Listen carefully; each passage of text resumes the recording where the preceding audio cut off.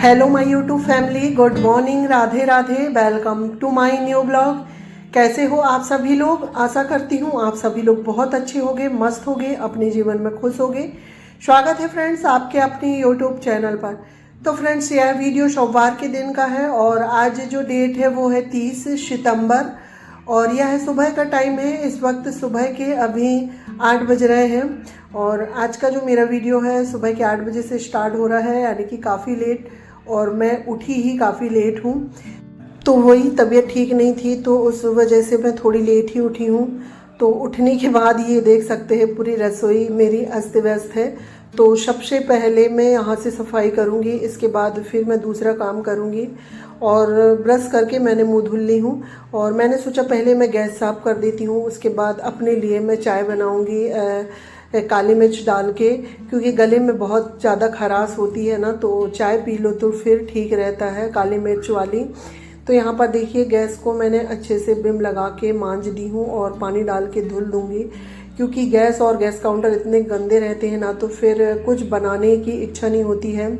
और मुझे 2 घंटे में अपने घर के सारे काम करना है और अभी झाड़ू भी नहीं लगी है, घर भी नहीं समटा हुआ है, क्योंकि घर बहुत बिखरा हुआ है। जब तबीयत ठीक नहीं रहती है तो कुछ भी करने की इच्छा नहीं होती। तो मेरे 2 दिन से कुछ भी काम नहीं हुए थे, तो सारे ही काम करना है। और आज भी उतनी अच्छी तो नहीं हुई हूँ, पर थोड़ा थोड़ा हाथ पैर चल रहे हैं। थोड़ी सी तबीयत ठीक हुई है तो मैंने सोचा चलो धीरे धीरे अपने घर के काम कर लिया जाए। तो 2 घंटे में अब मैं अपने सारे काम निपटा लूँगी। तो काम मेरे जो है 8 बजे से स्टार्ट हुए थे। तो यहाँ पर देखिए गैस साफ़ हो गई है। गैस साफ़ होने के बाद मैंने अपने लिए चाय चढ़ा दी हूँ। तो चाय बनते तक जो मेरे है झाड़ू लग जाएगी। और जब इस तरह से मैं लेट होती हूँ ना, तो मैं अपना टारगेट बना लेती हूँ कि मुझे 2 घंटे में ये काम करना है। तो फिर मैं 1 मिनट के लिए भी बैठती नहीं हूँ, आराम नहीं करती हूँ और बिल्कुल फटाफट जो मेरे घर के काम है ना वो चालू हो जाते हैं। तो यहाँ पर रसोई में झाड़ू लग गई है, साथ ही अभी पानी आ रहा था ताज़ा पानी, तो बाल्टी मांज के मैंने 1 बाल्टी पानी भर ली हूँ। तो रसोई का यानी कि मेरा सारा काम हो गया है। तो इसके बाद आ गई हूँ मैं अब ये वाले रूम में, ड्रेसिंग वाले रूम में यानी कि।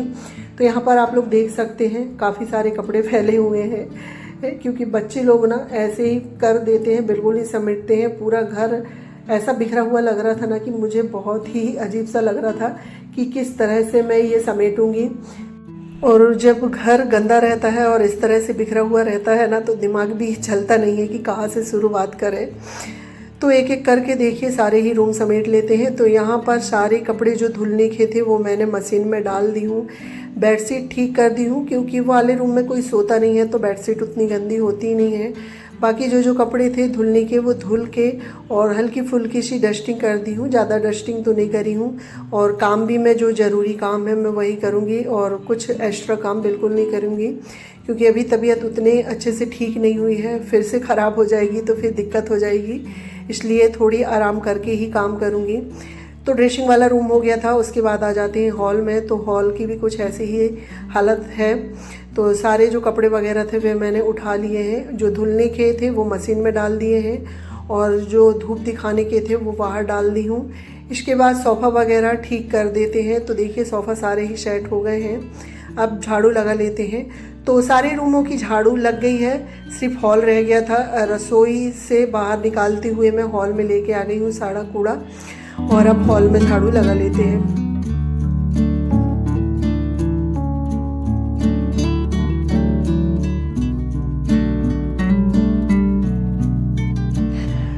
कल तो झाड़ू इन्होंने लगाए थे ना, तो फिर जब जेंट्स लोग झाड़ू लगाते हैं तो इधर उधर नहीं देखते हैं, वो सामने सामने ही लगा लेते हैं। तो अभी मैं अच्छे से पलंग के नीचे, सोफ़ा के नीचे बिल्कुल एक एक कोनिया देख के झाड़ू लगा रही हूँ।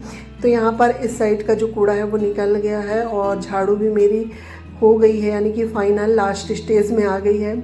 तो इधर झाड़ू लगाते हुए फिर सामने के आंगन में जाऊँगी। आंगन में झाड़ू लगाने के बाद फिर नीचे सीढ़ी तक झाड़ू लगाना है, क्योंकि कल तो इन्होंने सिर्फ आंगन में लगाए थे, सीढ़ी में नहीं लगाए थे। और जब ये झाड़ू लगाते हैं ना तो अंदर बस लगाते हैं, नीचे तक नहीं जाते हैं। तो सीढ़ी काफ़ी गंदी हो गई है।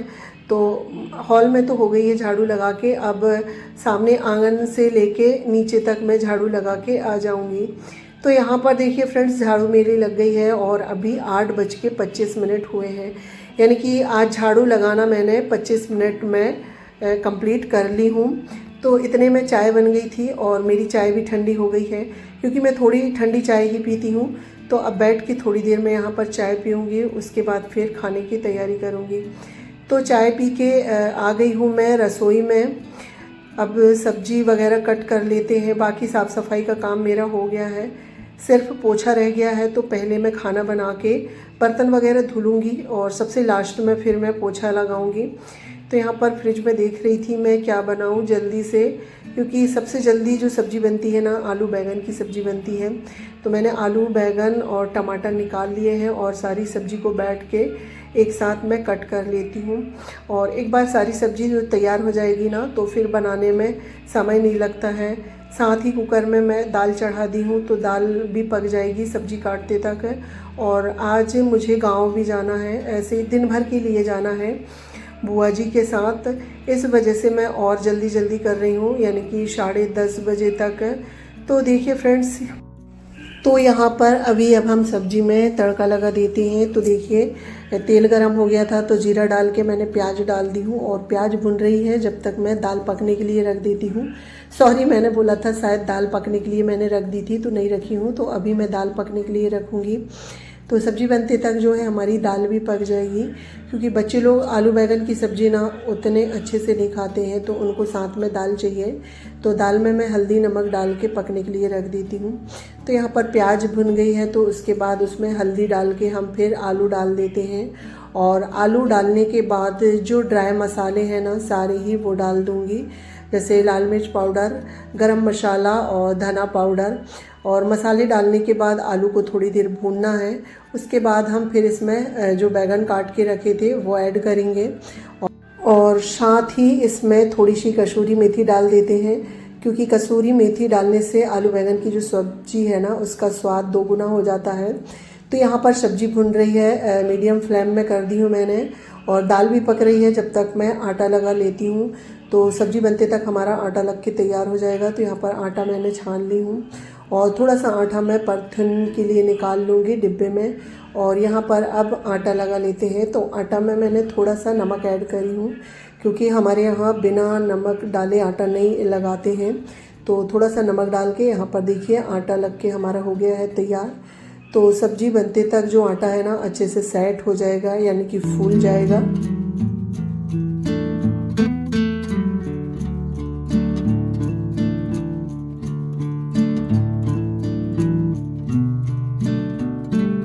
तो देखिए फ्रेंड्स, आटा लग के हो गया था तैयार। इसके बाद जो आलू बैंगन की सब्ज़ी है उसमें हम टमाटर डाल देते हैं।